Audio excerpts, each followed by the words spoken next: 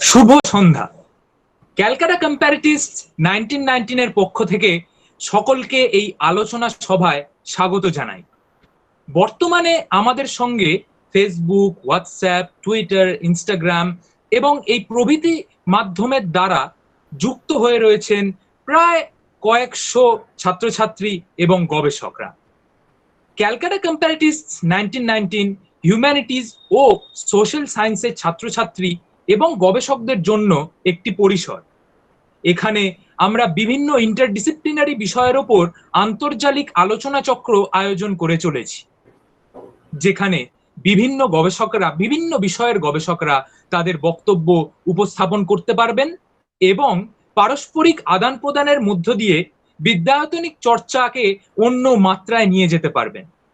এখন আমি আমাদের সদস্য আরাত্রিকা গাঙ্গুলিকে অনুরোধ করব আরাত্রিকা গাঙ্গুলিকে অনুরোধ করব এই অনুষ্ঠান সঞ্চালনা করার জন্য। আরাত্রিকা দি। অনেক ধন্যবাদ সুমন। শুভ সন্ধ্যা সকলকে। আজকে আমাদের সাথে আছেন বক্তা ডক্টর অয়ন চট্টোপাধ্যায়। অয়ন চট্টোপাধ্যায় হচ্ছেন সহকারী অধ্যাপক মহারাজা শ্রীশচন্দ্র কলেজে এবং উনি অতিথি অধ্যাপক কলকাতা বিশ্ববিদ্যালয়ের তুলনামূলক ভারতীয় ভাষা ও সাহিত্য বিভাগে। উনি পিএইচডি ডিগ্রি অর্জন করেছেন যাদবপুর বিশ্ববিদ্যালয় থেকে। ওনার গবেষণার বিষয় ছিল 5-এর দশকের কবিদের কবিতায় জীবনানন্দের প্রতিগ্রহণ। অয়নদার আগ্রহের কিছু বিষয় হলো আধুনিক ভারতীয় কবিতা, আফ্রিকার সাহিত্য ও পাশ্চাত্য সাহিত্য তত্ত্ব। অয়নদা আজ বলবেন, ওনার বলার টপিক হলো ধূসর অনুভূতিমালা, বিনয় আর জীবনানন্দ। আমি অনুরোধ করব অয়নদাকে আজকে আমাদের বক্তৃতা শুরু করার জন্য। অয়নদা।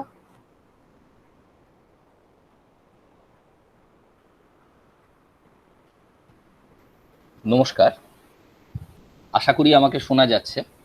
হ্যাঁ হ্যাঁ হ্যাঁ। আচ্ছা, আমরা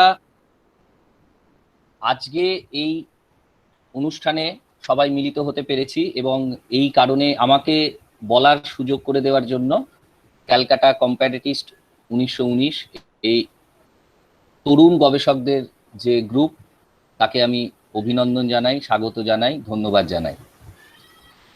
আজকে আমার বলার বিষয় ধূসর অনুভূতিমালা, বিনয় আর জীবনানন্দ। শিরোনাম থেকে আমরা যদি এগোই তাহলে আমি দেখব যে আমার শিরোনামের যে প্রথম অংশটি, সেই প্রথম অংশটির মধ্যে আমি দুটি শব্দ রাখছি, ধূসর, অনুভূতিমালা। অনুভূতিমালার বিশেষণ হিসেবেও আমরা ধূসরকে রাখতে পারি, সেইভাবেও ভাবতে পারি, কিন্তু আমি এইভাবে ভাবতে চেয়েছি যে আমাদের আলোচনার একদিকে আছেন ধূসর পাণ্ডুলিপির কবি জীবনানন্দ দাশ এবং অন্যদিকে অঘ্রাণের অনুভূতিমালার কবি অর্থাৎ বিনয় মজুমদার। সেই কারণে আমার এই শিরোনামটিকে আমি ধূসর অনুভূতিমালা এইরকম নাম দেওয়ার চেষ্টা করেছি। এবার আমার আজকের আলোচনার যে মূল সুর, সেটিকে যদি আমরা একটা ধরার চেষ্টা করি শুরুতে, তাহলে আমি এই বিনয় আর জীবনানন্দ এই বিষয়টিকে আরেকটু যদি সুস্পষ্ট করি, আমি যেটা বলতে চাইছি সেটা বিনয় মজুমদারের কবিতার মধ্যে কিভাবে জীবনানন্দ এসেছে। একদম সরাসরি বিনয় মজুমদারের সমগ্র কবি জীবনের আলোচনা আমরা করছি না। আমাদের বিচার্য বিষয় শুধুমাত্র বিনয়ের কবি জীবনের যে অংশতে জীবনানন্দ এসেছে। এই আলোচনা শুরু করার আগে আমরা, যেহেতু এটা কম্পারেটিভ লিটারেচারের একটা গ্রুপ, তুলনামূলক সাহিত্যের, আমরা যদি একটু পরিভাষাগতভাবে সচেতন হওয়ার চেষ্টা করি, তাহলে দেখব যে বিনয় কবিতার মধ্যে জীবনানন্দ কিভাবে এসেছে এই বিষয়টিকে পরিভাষাগতভাবে আমরা দুটি উল্লেখযোগ্য পরিভাষা, খুব পরিচিত পরিভাষা দিয়ে আমরা ব্যাখ্যা করতে পারি। একটি হলো প্রভাব, ইনফ্লুয়েন্স, অন্যটি হলো রিসেপশন বা প্রতিগ্রহণ, অনেকে পরিগ্রহণও বলে থাকে। তো শুরুতেই আমরা বলি যে তুলনামূলক সাহিত্যের গ্রুপ সবাই জানেন, আমি এটা নিয়ে বেশি কিছু বলতেও চাই না। আমি শুধু দুটো কথা বলছি যে প্রভাব চর্চার মধ্যে যে একটা সাহিত্যিককে বা সাহিত্যকর্মকে বড় করে দেখানো, আরেকটা সাহিত্যকর্মকে ছোট করে দেখানো, এই উচ্চ নিচ ভেদাভেদটা কোথাও গিয়ে প্রতিগ্রহণ চর্চার মধ্যে থাকে না। আমরা যদি তুলনামূলক সাহিত্যের একজন কিংবদন্তি অধ্যাপক স্বপন মজুমদারের কথায় যাই, তাহলে দেখবো যে তিনি সুস্পষ্টভাবেই বলছেন যে 1960-এর পর থেকে এই প্রতিগ্রহণ চর্চা অর্থাৎ রিসেপশন স্টাডিজের প্রবণতা অনেকটা বেড়েছে। কারণ প্রভাব চর্চার মধ্যে, প্রভাব চর্চা আমরা সবাই জানি, যদি আমরা ওয়াইস্টাইনের influence and imitation and reception and survival এই দুটো প্রবন্ধের দিকেও দেখি, তাহলেও দেখব যে প্রভাব চর্চার মূল সুর প্রথমত দুটো সাহিত্য কর্মের মধ্যে, শেষ হয়ে যাওয়া সাহিত্যকর্ম যেটা একদম তৈরি হয়ে আছে পাঠকের কাছে পৌঁছানোর জন্য, তাদের মধ্যে করা যায়, বা দুজন সাহিত্যিকের মধ্যে করা যায়। আর এই প্রভাব চর্চাতে প্রথম সাহিত্যিককে অর্থাৎ পূর্বসূরিকে বেশি গুরুত্ব দেওয়া হয়ে থাকে। আমরা বাংলা সাহিত্যের উদাহরণে যদি দেখি যে বঙ্কিমচন্দ্রকে বাংলার স্কট হামেশাই বলা হতো, নবীন সেনকে বাংলার বায়রন। এইভাবে উপনিবেশিত দেশের যে সাহিত্যিক তাকে কিছুটা খাটো করে দেখার একটা প্রবণতা এটা রয়েছে ইনফ্লুয়েন্স চর্চার মধ্যে, প্রভাব চর্চার মধ্যে, যেটা প্রতিগ্রহণে গিয়ে পাচ্ছি না। এবং প্রতিগ্রহণ চর্চার যে দিক, যে বিস্তার, সেটা অনেক বড়। শুধুমাত্র দুটো সাহিত্য কর্মের মধ্যে নয়, একটা সাহিত্য কর্মের সঙ্গে তার পাঠকের সম্পর্ক, একটা সাহিত্যকর্ম কিভাবে টিকে থাকে অন্যান্য শিল্প মাধ্যমে, সেটাও আমরা দেখতে পাই। যেমন শরৎচন্দ্রের অনেক ভালো উপন্যাস ছিল, কিন্তু দেবদাস ভারতীয় সিনেমা জগতের কল্যাণে এত বছর ধরে কিন্তু বহুলভাবে টিকে গেল। এইভাবে কোন সাহিত্য কিভাবে টিকে যাবে, কোন সাহিত্য কিভাবে টিকবে না, এটার অনেক তত্ত্ব আছে। আমরা ইটামার ইভান জোহারের পলিসিস্টেম দিয়েও এটাকে ব্যাখ্যা করতে পারি, বা আমরা যদি রেমন্ড উইলিয়ামসের ওই যে 3টে পরিভাষা অর্থাৎ ডমিনেন্ট, রেসিডুয়াল, ইমার্জেন্ট, এটা দিয়েও ভাবতে পারি। তো আমরা যদি জীবনানন্দের কথা দিয়ে শুরু করি, তাহলে দেখব যে জীবনানন্দ কিন্তু তার সময় মোটেও ডমিনেন্ট ছিলেন না। 1950-এও তার কবিতা দেশ থেকে ফেরত আসছে, দেশ পত্রিকা থেকে ফেরত আসছে, এরকম ঘটনা ঘটছে। কিন্তু খুব অদ্ভুতভাবে মৃত্যুর পরে পরে যে নতুন কবিরা লিখছেন সেই সময় 5-এর দশকের, তাদের কাছে কিন্তু জীবনানন্দ ভীষণভাবেই একটা রেসিডিউয়ালের ভূমিকা পালন করলেন। এবং সেই 5-এর দশকের বেশ কয়েকজন কবি তাদের নিজেদের সাহিত্য চর্চার যখন তারা শুরু করছেন, তখন তারা জীবনানন্দের ওই রেসিডিউয়ালকে সংগ্রহ করে ইমার্জেন্ট হিসেবে উঠে আসার চেষ্টা করছে। এদের মধ্যে সবচেয়ে বেশি প্রতিগ্রহণ যে কবির কবিতায় দেখা যায় তিনি হলেন বিনয় মজুমদার। এবং এর পাশাপাশি শক্তি চট্টোপাধ্যায়ের কথা আমরা বলতে পারি।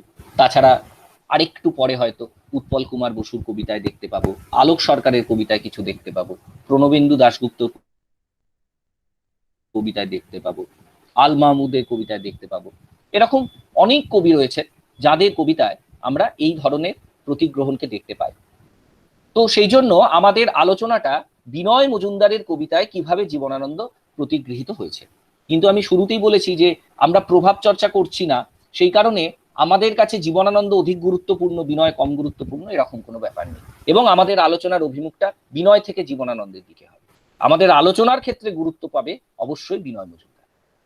বিনয় মজুমদারের কবিতা আলোচনার ক্ষেত্রে আমরা একদম প্রথমে যদি বিনয় মজুমদারের কাব্যগ্রন্থগুলোর নাম একটুখানি পরপর শুনে নিই, উল্লেখযোগ্য কাব্যগ্রন্থগুলো। প্রথম কাব্যগ্রন্থ প্রকাশিত হচ্ছে নক্ষত্রের আলো 1958 সালে। তারপরের কাব্যগ্রন্থ গায়ত্রীকে 1961, এবং এই গায়ত্রীকে কাব্যগ্রন্থ নিয়ে অনেক বড় গল্প, সেটা আমরা আলোচনার মধ্যেও ঢুকে বলবো।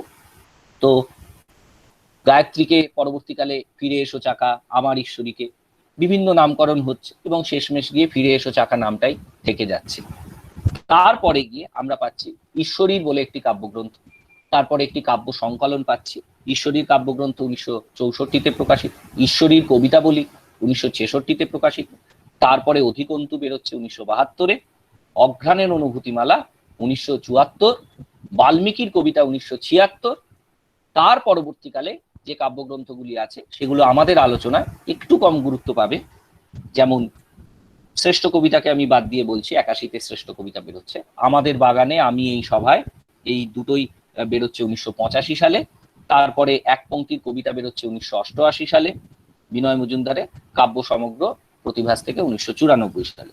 এইভাবে আর এর পরেও আমরা জানি যে যে বইটির জন্য তিনি সাহিত্য একাডেমি পাচ্ছেন, হাসপাতালে লেখা কবিতা গুচ্ছ, এবং শিমুলপুরে লেখা কবিতা, আমাকেও মনে রেখো, আমি গণিতে শূন্য, অনেক অনেক কাব্যগ্রন্থ রয়েছে এবং এখনো অপ্রকাশিত বিনয়ের অনেক কিছু বেরিয়ে যাচ্ছে।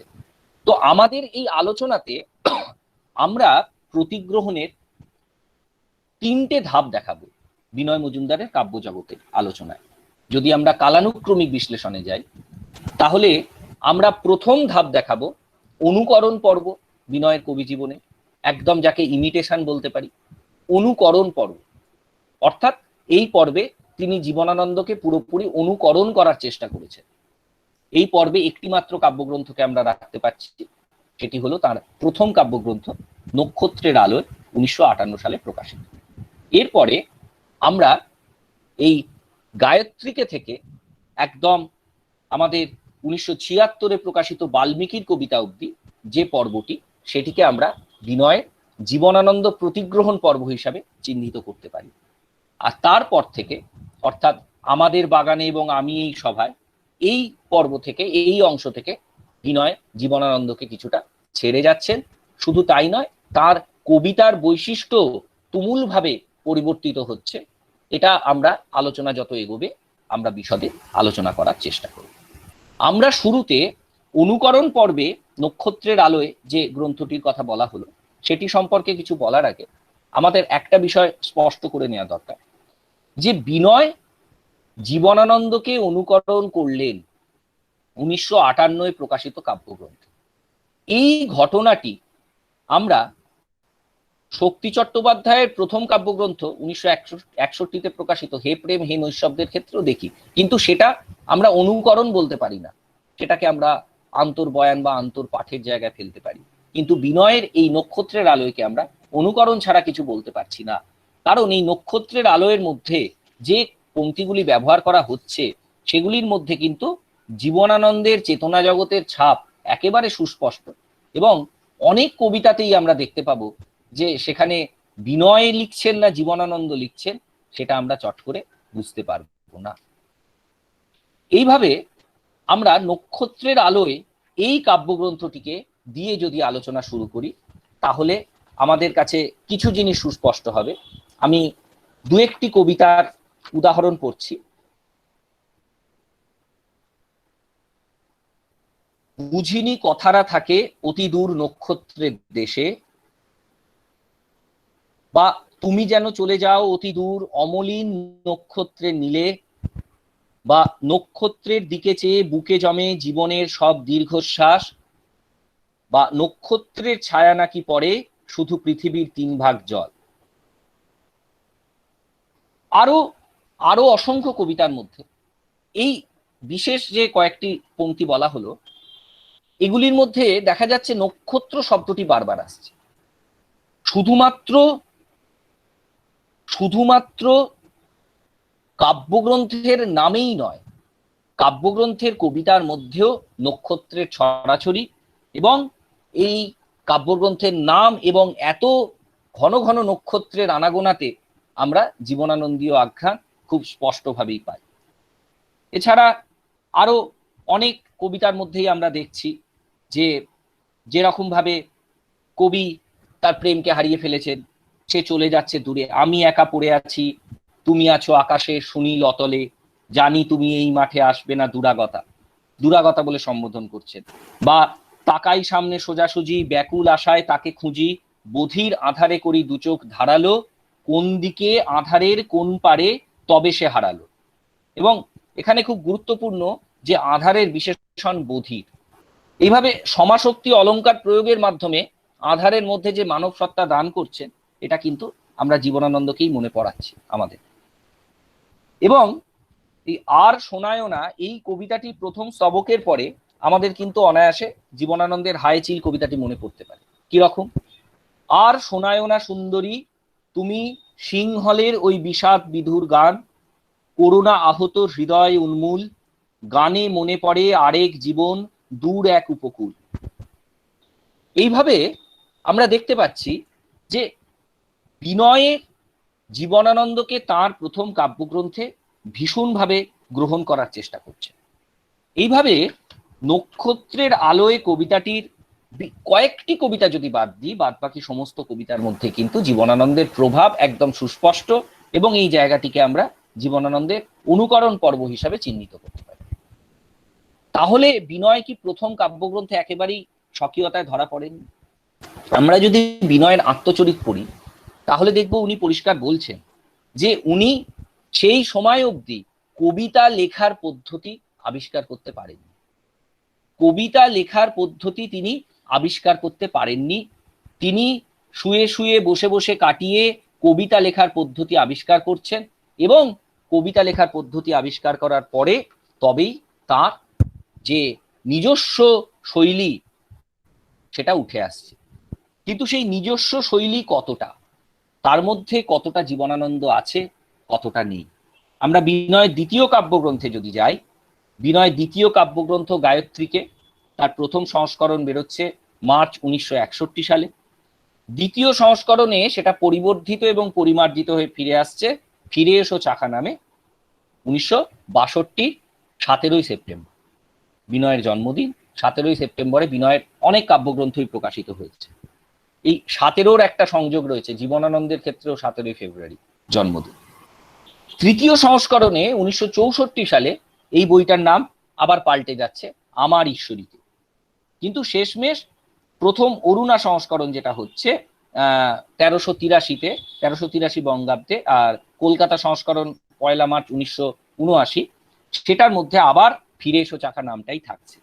এবং এই ফিরে এসো চাকা নিয়ে প্রচুর বক্তব্য আমাদের, যে ফিরে এসো চাকার নামকরণ কেন হলো, ফিরে এসো চাকার চাকাকে চক্র থেকে চাকা হয়েছে, এবং এই চক্রের যিনি অধিষ্ঠাত্রী দেবী তিনি কি আসলে সাহিত্য জগতের একজন উজ্জ্বল নক্ষত্র, সাহিত্য সমালোচনা জগতের। এই সব ব্যক্তিগত জীবনের বিতর্ক থেকে আমি আমার আলোচনায় সরে যাচ্ছি। যদি কোনো প্রশ্ন আসে প্রশ্নোত্তর পর্বে, তখন এটা নিয়ে বিশদে আলোচনা করা যাবে। আমি মূল আলোচনার মধ্যে এই বিনয়ের ব্যক্তি জীবনের এই জায়গাগুলিকে রাখতে চাইছি না। এবার এই ফিরে এসো চাকা বলি বা গায়ত্রীকে বলি, যাই বলি না কেন, আমরা ফিরে এসো চাকায় যদি সামগ্রিকভাবে ধরে নিই তাহলে দেখবো এর মধ্যেও জীবনানন্দ রয়েছে। কিন্তু তাও আমরা এই পর্বটিকে কেন বিনয়ের অনুকরণ পর্ব হিসাবে চিহ্নিত করলাম না? বিনয়ে কিভাবে তার নিজস্বতায় ধরা পড়লেন এই পর্বে? নক্ষত্রের আলোয়ের মধ্যে বিনয় নিজস্ব শৈলী কাব্য ভাষা সেই রকম আমরা খুঁজে পাচ্ছি না। বলা ভালো যে তিনি আত্মসমর্পণ করছেন জীবনানন্দের কাব্য ভাষার কাছে। কিন্তু বিনয়ের দ্বিতীয় কাব্যগ্রন্থটিতে জীবনানন্দের শৈলী আসলে অনুঘটকের ভূমিকা পালন করছে। অর্থাৎ বিনয়ের নিজস্ব শৈলী নির্মাণে জীবনানন্দের চেতনা জগৎ সাহায্য করছে। এই কারণেই এই পর্বটিকে আমি বিনয়ের জীবনানন্দ প্রতিগ্রহণের অনুকরণ পর্ব হিসাবে চিহ্নিত করতে চাইছি না। তিনি আস্তে আস্তে খুঁজে পাচ্ছেন নিজের কাব্য ভাষা। আমরা বিনয়ের ফিরে এসো চাকার যদি 22 জুন 1962 এই শীর্ষক কবিতাটি দেখি, এই কবিতায় বিনয়ের প্রেমিকা শঙ্খমালা এবং সমশিরোনামের পূর্ববর্তী কবিতায় তিনি মনোলীনা, যা মনে করিয়ে দিচ্ছে জীবনানন্দের আকাশলীনাকে। কিন্তু ওই কবিতায় একই সঙ্গে সেই মনোলীনাকে বিনয় সম্বোধন করছেন চাকা বলে। কেন মনোলীনা, কেন বলো চাকা, কি হেতু তাকাবো? আবার ওই গ্রন্থেরই ওই 51 পৃষ্ঠার যে কবিতা, সেখানে বলছেন আজও তাই মনে হয় তবু তুমি পৃথিবীতে আছো। অর্থাৎ এই পংক্তিটা যত না জীবনানন্দের শঙ্খমালাকে মনে পড়ায়, তার থেকে অনেক বেশি আমার কাছে মনে পড়ছে সুরঞ্জনা, আজও তুমি আমাদের পৃথিবীতে আছো, পৃথিবীর বয়সিনী তুমি এক মেয়ের মতো।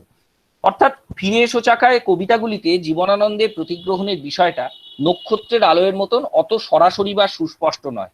বিনয়ের কাব্য ভাষা এইখানে অনেক বেশি পরিণত এবং ভাস্বর। কিন্তু যদিও আমরা একদম পরিপূর্ণভাবে বিকশিত বিনয়কে ফিরে এসো চাকায় পাবো না। যদিও ফিরে এসো চাকা বিনয়ের সবচেয়ে জনপ্রিয়, সবচেয়ে প্রসিদ্ধ কাব্যগ্রন্থ, এবং বিনয়কে ওই ফিরে এসো চাকার সঙ্গে সমার্থক করে দেওয়া হয়, কিন্তু তাও আমার ব্যক্তিগত মত যে বিনয়ের শ্রেষ্ঠ কাব্যগ্রন্থ অঘ্রাণের অনুভূতিমাল, এবং সেখানেই আমরা বিনয়কে অনেক নতুন ভাবে পাব। এবং পংক্তি শুধু নয়, শব্দ এবং শব্দগুচ্ছের ব্যবহারেতেও সরাসরি জীবনানন্দের অনুসারী একাধিক শব্দ আমরা পাই। যেমন ধরুন স্নিগ্ধ দেবদারু 26শে অগাস্ট 1960 শীর্ষক কবিতায়, মরণের ক্লিষ্ট সমাচার, কিত দষ্ট নষ্ট খোসা শ্বাস, সে এক বিস্মিত নক্ষত্রের মতো, অতিদূর নক্ষত্রের, মানুষীর, ডিমের ভাঙা খোসা, কারো হৃদয়ে জীবন নেই, এরকম প্রচুর কিছু পাচ্ছি। কিন্তু এর পাশাপাশি আমরা পাচ্ছি কিছু যুগান্তকারী পংক্তি, যেটা একেবারেই বিনয়ীয় হওয়ার দাবি রাখে। তবু সব বৃক্ষ আর পুষ্পকুঞ্জ যে যার ভূমিতে দূরে দূরে চিরকাল থেকে ভাবে মিলনের শ্বাসরোধী কথা। এই পংক্তিটার মধ্যে, এই পংক্তিগুলির মধ্যে যে বিষাদের আবহমানতা রয়েছে, তাকে প্রকৃতির মাধ্যমে এইভাবে উপস্থাপিত করেছেন বিনয় যে শাশ্বত ট্র্যাজিক পরিণতির কথা ভেবে শিহরিত হতে হয় পাঠককে। এবং এই প্রসঙ্গে মনে আসে মেঘদূত শীর্ষক প্রবন্ধে রবীন্দ্রনাথের সেই উক্তি, কিন্তু কেবল অতীত বর্তমান নহে, প্রত্যেক মানুষের মধ্যে অতল বিরহ, আমরা যাহার সহিত মিলিত হইতে চাহি, সে আপনার মানস সরোবরে অগম তীরে বাস করিতেছে। আবার ওই একই প্রবন্ধে রবীন্দ্রনাথ অন্যত্র বলছেন, আমরা প্রত্যেকে নির্জন গিরিশৃঙ্গে একাকী দণ্ডায়মান হইয়া উত্তর মুখে চাহিয়া আছি, মাঝখানে আকাশ এবং মেঘ এবং সুন্দরী পৃথিবীর রেবা শিপ্রা অবন্তী উজ্জয়িনী, সুখ সৌন্দর্য ভোগ ঐশ্বর্যের চিত্রলেখা যাহাতে মনে করাইয়া দেয়, কাছে আসিতে দেয় না, আকাঙ্ক্ষার উদ্রেক করে, নিবৃত্তি করে না। দুটি মানুষের মধ্যে এতটা দূর, এই দূরত্ব চিরকাল থেকে ভাবে মিলনের শ্বাসরোধী কথা, একটা শাশ্বত বিরহের ছবি ভেসে আসা। এই পংক্তিগুলি শক্তি চট্টোপাধ্যায় দ্বারা উচ্ছ্বসিত প্রশংসিত হয়েছিল। শক্তি চট্টোপাধ্যায় লিখেছিলেন, বৃক্ষ আর পুষ্পকুঞ্জ যে যার ভূমিতে দূরে দূরে ব্র্যাকেটে দাঁড়িয়ে চিরকাল থেকে ভাবে মিলনের শ্বাসরোধী কথা, এই অবাক এবং ধর্মপ্রাণ বক্তব্য দিয়ে গায়ত্রীতে লিখিত। অর্থাৎ এই কাব্যগ্রন্থে আমরা যে কবিতাগুলি পাচ্ছি তার মূল সুর যেন বাধা হয়ে গেছে, যে মিলন নয়, বিরহটাই শাশ্বত। এই বিষয়টিকে আমরা একটু পরে আলোচনা আরেকটু এগোলে আমরা একটু অন্যভাবে ব্যাখ্যা করার চেষ্টা করব। আশা করছি যে আমাদের এই আলোচনা এগোনোর সাথে সাথে বিষয়টা আরেকটু সুস্পষ্ট হবে যে এই বিনয়ের কবিতার মধ্যে এই শাশ্বত বিরহের হাতছানিটা কেন। আমরা এখন অন্য একটু প্রসঙ্গে যাই। ফিরে এসো চাকার 3রা মার্চ 1962 এই শীর্ষক কবিতায় পাওয়া যাচ্ছে জীবনানন্দ। ধূসর জীবনানন্দ তোমার প্রথম বিস্ফোরণে কতিপয় চিল শুধু বলেছিল এই জন্মদিন, এবং গণনাতীত পারাবত মেঘের স্বরূপ দর্শনে বিফল বলে ভেবেছিল অক্ষমের গান। অর্থাৎ চিলই শুধু চিনতে পেরেছিল কারণ তার দূরদৃষ্টি রয়েছে, পায়রাদের দূরদৃষ্টি নেই, সেই জন্য তারা চিনতে পারেনি জীবনানন্দকে। বিনয় সম্পর্কেও হয়তো এই কথা খাটে। আবার এই কবিতাটা একটু এগোলে আমরা দেখতে পাবো, মেঘমালা ভিতরে জটিল পুঞ্জীভূত বাষ্পময়, তবুও দৃশ্যত শান্ত, সে তো বৃষ্টির নিমিত্ত ছিল, এখনো রয়েছে, চিরকাল রয়ে যাবে। অর্থাৎ জীবনানন্দের কবিতার বাহ্যিক আপাত শান্ততার ভিতরে যে প্রবল শাশ্বত দান্দিক আলোড়ন রয়েছে সেটা মনে পড়াচ্ছে। এবং এই প্রসঙ্গে আমাদের মনে পড়ে যে ঝরা পালক পড়ার পর স্বয়ং রবীন্দ্রনাথ জীবনানন্দকে লিখছেন যে বড় জাতের রচনার মধ্যে একটা শান্তি আছে, যেখানে তার ব্যাঘাত দেখি সেখানে স্থায়িত্ব সম্বন্ধে সন্দেহ জাগে। এই বিষয়টিকে আমরাও ব্যক্তিগতভাবে হয়তো মানতে পারি না, তবুও আমাদের আলোচনা পাশাপাশি আমরা জীবনানন্দ এই পত্রের উত্তরে রবীন্দ্রনাথকে কি লিখেছিলেন, যদিও সেটা রবীন্দ্রনাথের কাছে পৌঁছেছিল কিনা আমরা জানি না, লিখেছিলেন পত্রে আপনি যে কথা উল্লেখ করেছেন সেই সম্পর্কে দু একটা প্রশ্ন আসছে। অনেক উঁচু জাতের রচনার ভেতর দুঃখ বা আনন্দের একটা তুমুল তাড়না দেখতে পাই। প্রাচীন গ্রিকেরা যে জিনিসটার খুব পক্ষপাতী ছিলেন তাদের কাব্যের মধ্যেও এই সুর অনেক জায়গায় বেশ ফুটে উঠেছে, কিন্তু যে জায়গায় অন্য ধরনের সুর রয়েছে সেখানে কাব্য ক্ষুণ্ণ হয়েছে বলে মনে হয় না। অর্থাৎ এই আপাত শান্ততার মধ্যে একটা তুমুল সংশয়ী দ্বন্দ্ব, এই বিষয়টিকে আমরা বিনয়ের কবিতার যে ছন্দ ভাবনা, বিনয়ের কবিতার যে ছন্দের কাঠামো, সেইটা দিয়ে ভীষণভাবে ব্যাখ্যা করতে পারি, ভীষণ সুন্দর করে হয়তো ব্যাখ্যা করতে পারি। আমরা আলোচনা এগোলে বিনয়ের ছন্দ নিয়ে জীবনানন্দের কি ভূমিকা ছিল, বিনয়ের কবিতার ছন্দের ওপরে জীবনানন্দের কি প্রভাব, সেটা আমরা আলোচনা করব।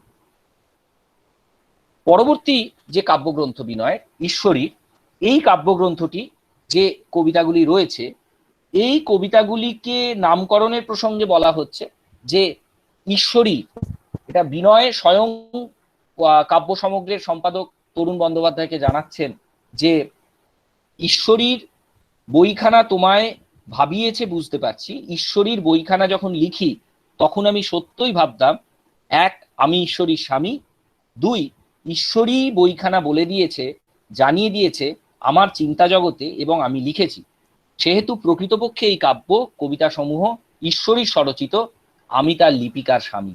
অর্থাৎ যেন জীবনানন্দর মতনই, মানে বিনয়ের কবিতাগুলো যেন অন্য কেউ লিখিয়ে দিচ্ছেন।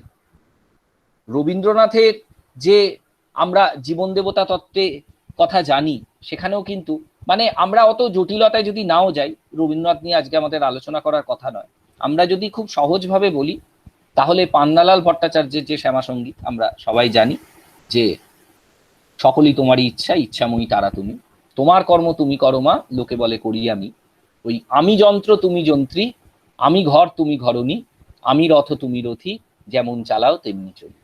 মূলত এই জায়গার এই তাড়না থেকে কিন্তু বিনয়ের এই ঈশ্বরীর কাব্যগ্রন্থের কবিতাগুলি লিখিত। এবং এখানে এই ঈশ্বরী কিন্তু কোনো দেবী নন, পরিষ্কার ঈশ্বরী একজন মানবী বা মানসী, যা বা যিনি বিনয়ের কাব্য রচনার অনুপ্রেরণা। স্বভাবতই জীবনানন্দ পড়লে রবীন্দ্রনাথের যেমন জীবন দেবতা তত্ত্ব আমরা ছুঁয়ে বেরিয়ে গেলাম, কারণ আমাদের আলোচনার এটা বিষয়বস্তু নয়, জীবনানন্দের ক্ষেত্রে আমরা যদি ধূসর পাণ্ডুলিপির বোধ কবিতাতে দেখি যে এমন একটা কিছু যাকে কবি ছাড়তে পারছেন না, সব সময় সে যেন ঘুরে বেড়াচ্ছে, আলো অন্ধকারে যায়, মাথার ভিতরে স্বপ্ন নয় কোন এক বোধ কাজ করে, আমি তারে পারি না এড়াতে। এই যে এড়াতে পারছি না, এই কবিতা লেখার একটা অদ্ভুত অনুপ্রেরণা, তিনি বাস্তব জীবনে আছেন না নেই সেটা অন্য প্রসঙ্গ, সেটা আমরা পরে গিয়ে বলবো বিনয়ের কাব্য দর্শন নিয়ে যখন কথা বলবো। কিন্তু আপাতভাবে আমরা বলতে পারি যে তিনি আছেন না নেই, বাস্তবে তিনি আছেন কিনা, এক্সিস্ট করেন কিনা, সেটা আমাদের বিচার্য বিষয় নয়, কারণ মানসী বা মানুষী দুটোই হতে পারে ঈশ্বরী, তিনি বিনয়কে কবিতা লেখার অনুপ্রেরণা দিচ্ছেন। কিন্তু এখানে কাব্য সমগ্রের সম্পাদক তরুণ বন্দ্যোপাধ্যায় লিখেছিলেন, নিজেকে ঈশ্বর ভেবে বা ঈশ্বরীকে নিজের মধ্যে কল্পনা করে মহৎ কবিতাও হয়তো রচনা করা যায়, কিন্তু ঈশ্বরীর গ্রন্থের কবিতার পর কবিতায় দেখি বিনয় তার নিজেরই মধ্যে কল্পিত ঈশ্বরীর সঙ্গে মানস সঙ্গমের পুঙ্খানুপুঙ্খ বর্ণনা দিয়েছে। এখানে মারাত্মক আপত্তিকর ওই কিন্তু অব্যয়টির ব্যবহার। মহৎ কবিতার মধ্যে মানস সঙ্গমের বর্ণনা থাকতে পারে না, এটা খুবই হতাশাজনক একটি উক্তি। এবং সেই সময় দাঁড়িয়ে 5-এর দশক কেন, তার একটু পরে যখন হাংরি আন্দোলন হচ্ছে, তখন আমরা কবিতার মধ্যে যে শারীরিক সম্পর্কের বর্ণনা আসে, সহজে আসে, সেটাকে আমরা সরিয়ে রাখতে পারি না অচ্ছুত বলে, সেই জায়গা কিন্তু আস্তে আস্তে কবিতার পাঠক বুঝতে পারছেন, ধরতে পারছেন। এখানেও আমরা এই জায়গাটা দেখতে পাই। এবার আমাদের যে আলোচনা, এই ঈশ্বরীর কাব্যগ্রন্থটির মধ্যে বিনয় জীবনানন্দকে রেখেছেন না রাখেননি। ঈশ্বরীর কাব্যগ্রন্থটির মধ্যে অবশ্যই শারীরিক সম্পর্কের পাতার পর পাতা হয়তো বর্ণনা রয়েছে, কিন্তু তা সত্ত্বেও আমরা বলতে পারি যে ঈশ্বরীর কাব্যগ্রন্থটির মধ্যেও জীবনানন্দ ওতপ্রোতভাবে মিশে আছেন। বিনয় তখনও জীবনানন্দকে ছাড়তে পারছেন না। তারপরে তিনি ভেবেছিলেন যে কবিতা আর লিখবেন না, সেই জন্য পরবর্তীকালে যখন লিখলেন তখন সেই বইটার নাম দিলেন অধিকন্তু। অধিকন্তু বইটাকে তিনি বলেছিলেন যে আসলে ছন্দে লেখা প্রবন্ধ, কিন্তু আমরা সহজেই দেখতে পাই যে এই কবিতাগুলিকে প্রবন্ধ বলে আমরা কোনোভাবেই এটাকে সরিয়ে রাখতে পারি না কবিতার আলোচনা থেকে। এবং ঈশ্বরীর কবিতাগুলোর মধ্যে যে ভাবনা, এখানে তার সঙ্গে যে খুব তফাৎ তা আমরা পাচ্ছি না, কিন্তু এই অধিকন্তু আসলে একটা যোগসূত্র রচনা করছে, যে যোগসূত্রটা আমরা ফিরে এসো চাকা থেকেই দেখছি, যেটা আমরা বিনয়ের কাব্যদর্শন যখন আমরা আলোচনায় আসবো একটু পরেই, তখন আমরা এটা বিশদে আলোচনা করব। সেটি হলো গণিত দর্শনের ব্যবহার। বিনয়ের কবিতায় আস্তে আস্তে গণিত দর্শন কিভাবে একটা বড় ভূমিকা নিচ্ছে এবং তিনি আস্তে আস্তে জীবনানন্দের হাত ছাড়ছে, এই জায়গাটা আমাদের বোঝা খুব গুরুত্বপূর্ণ। আমরা কাব্য দর্শনের সময় এই আলোচনাটি করব। এরপরে আমরা যদি অজ্ঞানের অনুভূতিমালায় যাই, তাহলে দেখব যে এইখানে আমরা প্রকৃতপক্ষে পরিণত সমুজ্জ্বল বিনয় মজুমদারকে পাই। অজ্ঞানের অনুভূতিমালা কবিতাটিকে বিনয় বলছেন যে নারীর ভূমিকা বর্জিত একটি গ্রন্থ, কিন্তু আমরা এখানেও পাতার পর পাতা দেখতে পাই যে কোথাও গিয়ে ওই মানসীর সঙ্গে তার একটা মানস সঙ্গমের বর্ণনা রয়েছে এবং তার সঙ্গে প্রকৃতি মিশে গেছে। এইভাবে আমরা বিনয়ের যে কাব্য জগৎ, সেই কাব্য জগতের সংক্ষিপ্ত আলোচনাতে আমরা অঘ্রাণের অনুভূতিমালা অবধি যদি আসি, তারপরে আমরা বাল্মীকির কবিতা পাচ্ছি। বাল্মীকির কবিতার ক্ষেত্রে আমরা দেখি যে বাল্মীকির কবিতা নামটা কেন হলো না, একটা পত্রিকায় বেরিয়েছে যার নাম বাল্মীকি, এবং সেই কবিতা পত্রিকায় প্রকাশিত যে কবিতাগুলি সেগুলি পরবর্তীকালে বই আকারে প্রকাশিত হচ্ছে এবং অশ্লীলতার দায় বইটি নিষিদ্ধও করা হচ্ছে। সেই কারণে বাল্মীকির কবিতার মধ্যে যে জীবনানন্দের কোনো অনুপ্রবেশ নেই এটাও আমরা বলবো না। বাল্মীকির কবিতা অবধি জীবনানন্দ রয়েছে। বাল্মীকির কবিতার পরে গিয়ে আমরা জীবনানন্দকে সেইভাবে পাচ্ছি না। অঘ্রাণের অনুভূতিমালার যে জীবনানন্দ আছেন সেটা আমরা খুব সহজেই অনুধাবন করতে পারি। দু একটি কবিতার যদি আমরা উদাহরণ পাই, বকুলের আকারের মতো এক নারী আছে, শঙ্খমালা আছে, জীবন রয়েছে তার, উড়ে উড়ে নেচে নেচে কত গান গায়, কত রূপ কথা করে, শরমে রঙিন হয়ে হয়তো বা বলে, তুমি কি ভেবেছো আমি এই মেয়েটির দেহে শরীরের ফাঁকে ফুটে থাকা ফুল শুধু? হতে পারে, ঠিক কথা, হতে পারে তাও, তাহলেও আমি এক আলাদা রমণী, একা একাই বকুল। অর্থাৎ গ্রন্থটা যে নারী ভূমিকা বর্জিত নয় সেটা আমরা খুব সহজেই বুঝতে পারছি, বরঞ্চ এখানে আমরা প্রকৃতির মধ্যেও জীবনানন্দকে পাচ্ছি।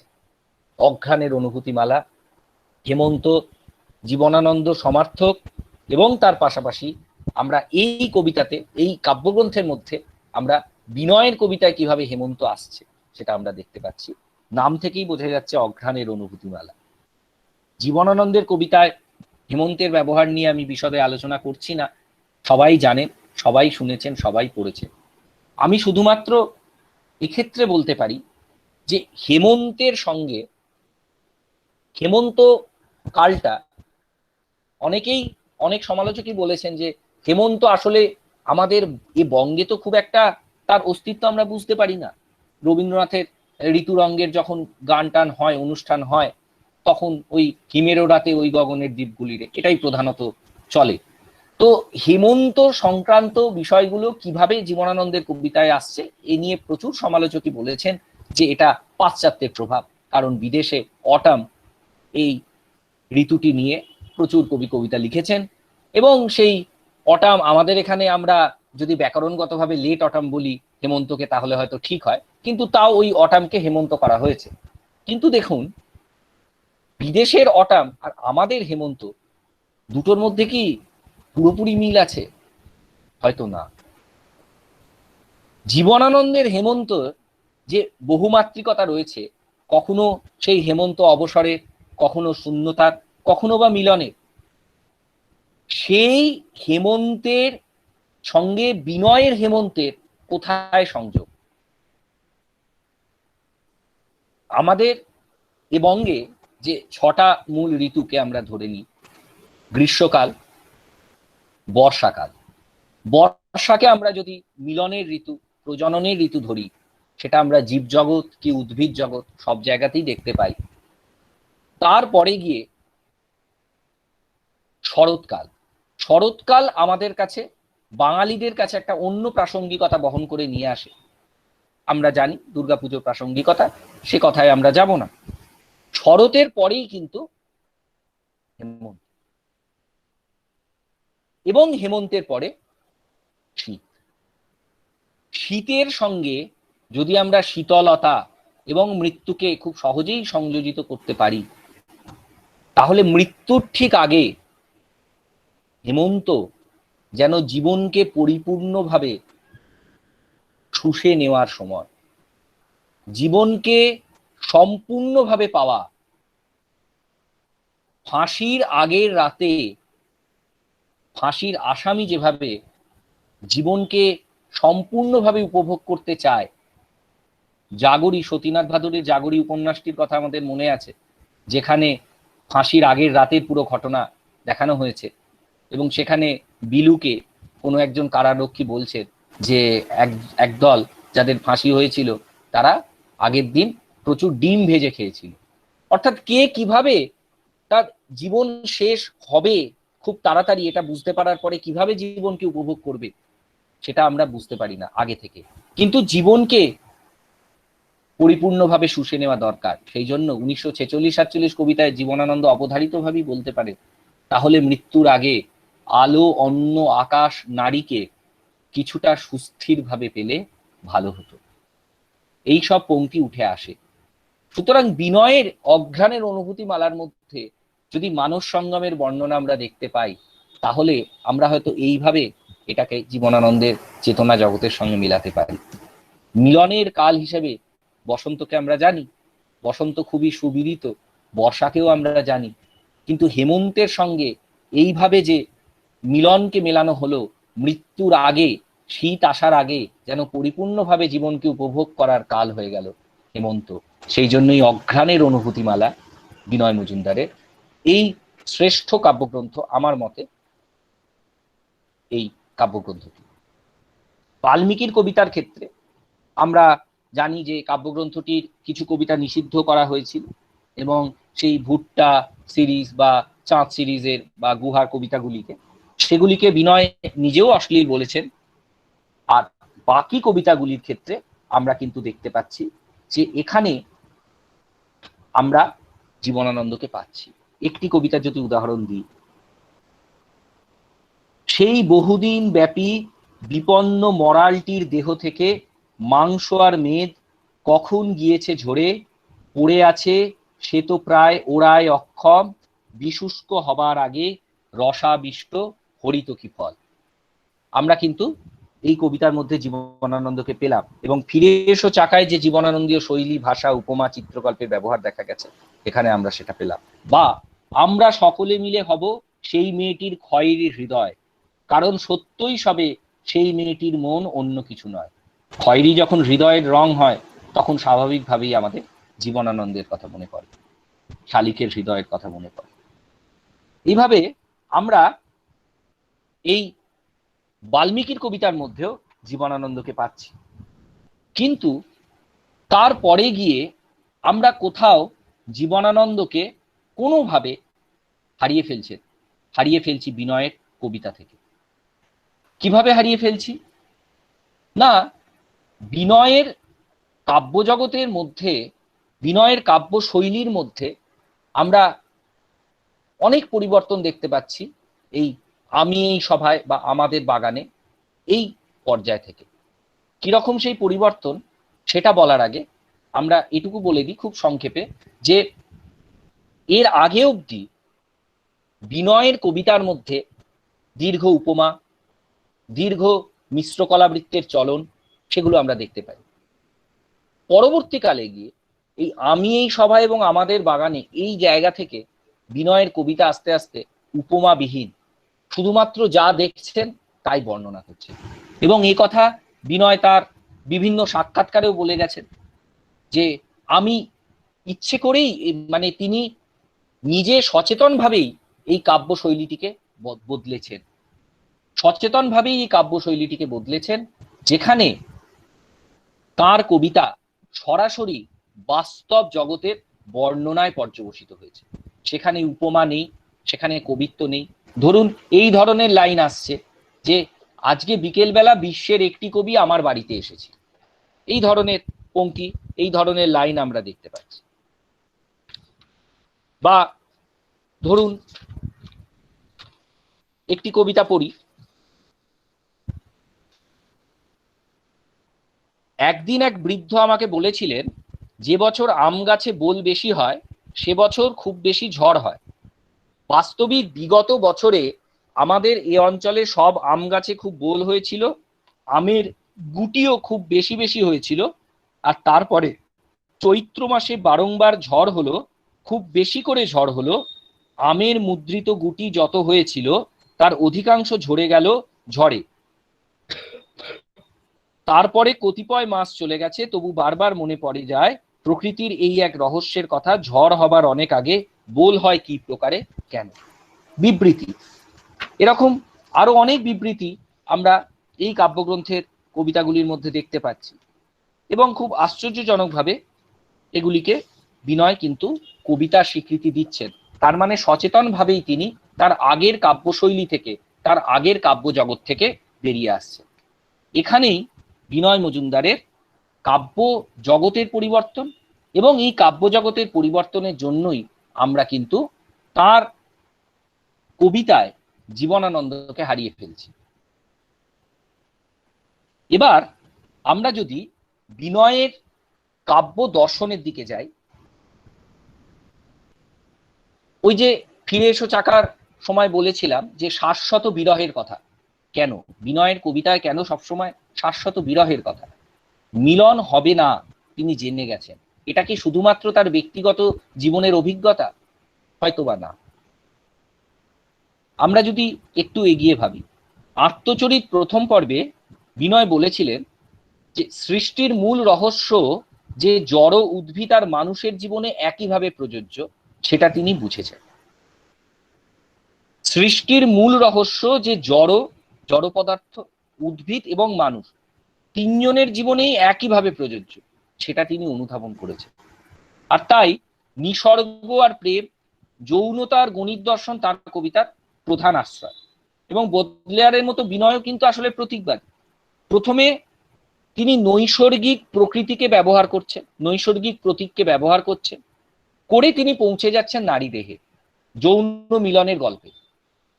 কিন্তু এখানেই শেষ নয়, তারপরে সেই শরীরময়তাকে অবলম্বন করে তিনি পা রাখছেন বিমূর্ত গণিত বিশ্বে। এই যে একটা দ্বিস্তরী যাত্রা, একটা দুটো স্তরে এই যাত্রাটা ভাগ হচ্ছে। প্রথমে তিনি নিসর্গকে অবলম্বন করছেন, প্রকৃতির প্রতীক ব্যবহার করে তিনি পৌঁছে যাচ্ছেন নারী শরীরের বর্ণনায়, সঙ্গম দৃশ্যে। কিন্তু সেখানেই যদি ছেড়ে দেওয়া হতো তাহলে তিনি কিন্তু একজন ওই হাংরি কবি হিসেবেই পরিচিত হতেন। তা তো হয়নি। কেন হয়নি? তার কারণ এখানে তার যাত্রাটার একটা ধাপের শেষ, এবং এই জায়গা থেকে তার যাত্রার দ্বিতীয় ধাপে শুরু হলো, যেখানে তিনি এই মূর্ততাকে অবলম্বন করে বিমূর্ত বিশ্বে পা রাখার চেষ্টা করলেন। এই জন্য বিনয়ের কবিতার ক্ষেত্রে তার গভীর যন্ত্রণা, গভীর বেদনার কথা বারবার উঠে আসছে। আসলে বিনয়ের যদি আমরা জীবন দেখি, বিনয়ের জীবন দেখলে আমরা দেখব যে সুনীল গাঙ্গুলি বিনয় মজুমদারের ডায়েরির ভূমিকায় বলেছিলেন যে আমাদের সমবয়সীদের মধ্যে বিনয়ই কবিতার জন্য সবচেয়ে বেশি ঝুঁকি নিয়েছে। এবং শিবপুর বিই কলেজ থেকে মেকানিক্যাল ইঞ্জিনিয়ারিং পাশ করার পরে বিনয় কবিতা লেখার জন্য চাকরি ছাড়ছেন, একাধিক চাকরি ছাড়ছেন। কলকাতা বিশ্ববিদ্যালয়ের সামনেই মানে সেন্ট্রাল অ্যাভিনিউর দিকে যে বিখ্যাত অফিসটি রয়েছে সেখানেও বিনয় চাকরি পেয়েছিলেন। তারপরে কবিতা লেখার পদ্ধতি আবিষ্কার করার জন্য 1959 সালে পুরোটাই কিছু না করে প্রায় কাটিয়ে দিচ্ছে। তার আগে কিন্তু তার প্রথম বই বেরিয়ে যাচ্ছে।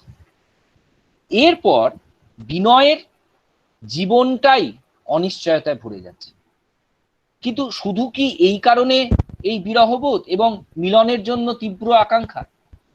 আমরা যদি আরেকটু পিছিয়ে যাই, বিনয়ের জন্ম বার্মায়। আমরা জানি যে স্বাধীনতার পরে পায়ে হেঁটে বাবার সঙ্গে ভারতে আসছে। ভারতেও ঠিক নয়, আসলে আসছেন তৎকালীন পূর্ব পাকিস্তান, বৌলতলিতে গিয়ে ভর্তি হচ্ছে। সেখান থেকে আবার চলে আসছেন কলকাতায়, কলকাতার স্কুলে পড়ছেন। তারপরে তার বাবা বাড়ি করছেন ঠাকুরনগর, সেখানে বাড়ির সাথে চলে যাচ্ছে, আবার স্কুলের হোস্টেলে থাকছে। এবং অধিকাংশ সময় তার কিন্তু পরিবার থেকে বিচ্ছিন্ন অবস্থায় কেটেছে। এই যে পরিবার থেকে বিচ্ছিন্ন হতে হতে কোথাও গিয়ে বিনয় কিন্তু নিজের চারপাশে একটা অদৃশ্য বলয় রচনা করে ফেলছে। এবং এই অদৃশ্য বলয় যেহেতু তিনি রচনা করছেন, তার ফলে বিনয়ের কাছে শাশ্বত বিরহ কোনো নতুন কথা নয়। কিন্তু সেই বিরহের যন্ত্রণা তিনি এড়াতে পারেন না। আমরা জানি যে আমরা যখন আমাদের সচেতনে কোনো কিছু পাই না, পেতে চাই কিন্তু পাই না, তখন আমরা সেটাকে স্বপ্নে পাওয়ার চেষ্টা করি, অর্থাৎ অবচেতনের মাধ্যমে সেটাকে আমরা পাওয়ার চেষ্টা করি। ফলে বিনয়ের ক্ষেত্রেও এই অবচেতনের ক্রিয়াটা রয়ে যাচ্ছে। এবং সেই কারণে বিনয় আসলে সবসময় কিন্তু মিলন উন্মুখ।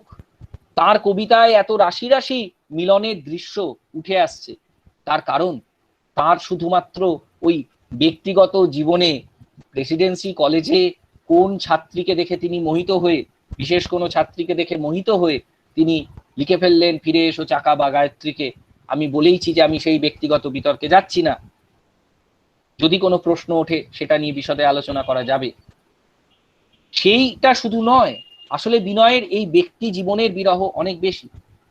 এবং কোথাও গিয়ে এই জীবনানন্দের বোধ কবিতা, যে কারুর সাথে আমি নিজেকে মেলাতে পারছি না, সকল লোকের মাঝে বসেও কিন্তু আমি নিজের মুদ্রা দোষে আলাদা হয়ে যাচ্ছি, এই আলাদা হওয়ার প্রবণতাটা কোথাও গিয়ে বিনয়কে যেন গণিতের প্রতি আকৃষ্ট করল। এবং গণিতের যে নিজস্ব বিশ্ব, সেই বিমূর্ত বিশ্বে 1, 2 এই সংখ্যাটা কিন্তু বাস্তব পৃথিবীতে কোথাও এক্সিস্ট করেন না। ফলত এই গণিতের বিমূর্ত বিশ্বে যখন বিনয় প্রবেশ করছেন, তখন তার কাছে কিন্তু এই বাস্তব বিশ্বকে কিছুটা অর্থহীন মনে হতে পারে। সেই জন্য বিনয় বিভিন্ন কবিতাতে লিখছেন যে বাস্তব বিশ্বের মতো মানস বিশ্বেরও কিন্তু নিজস্ব জগৎ রয়েছে, এবং সকল মানুষই তাই নির্ভুল অস্তিত্বময়ী, এই কথা বিনয় বলছেন। এবং পরবর্তীকালে তিনি বলবেন যে প্রত্যেকটা গণিতের সংখ্যারও কিন্তু প্রাণ আছে, এবং নাম দিচ্ছেন আমি গণিতের শূন্য।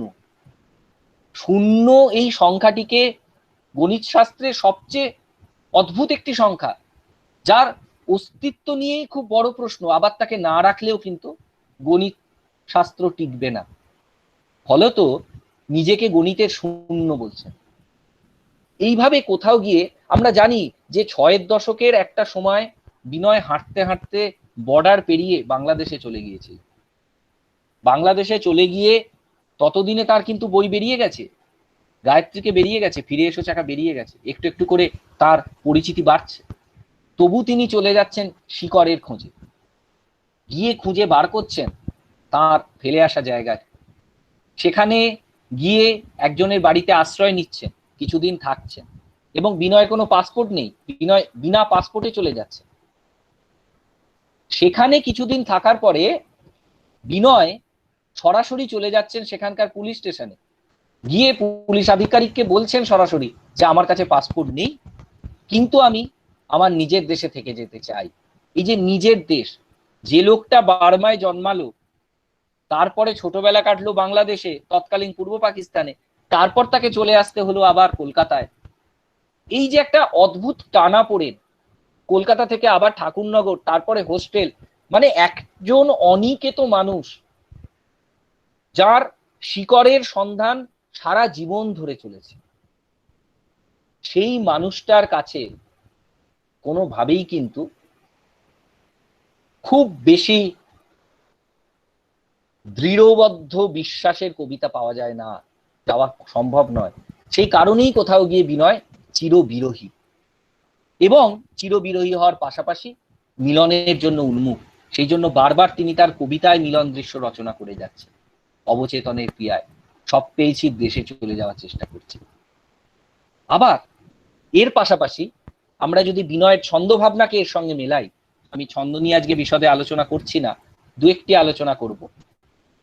বিনয়ের ছন্দ ভাবনার ক্ষেত্রেও আমরা যে জীবনানন্দীয় পংক্তির মিল পাই, অর্থাৎ মিশ্র বৃত্তের যে দীর্ঘ চলন, সেটার কারণও কিন্তু এই যে বললাম যে দ্বিস্তরী যাত্রা কাব্য দর্শনের, সেটার সঙ্গে মিল আছে।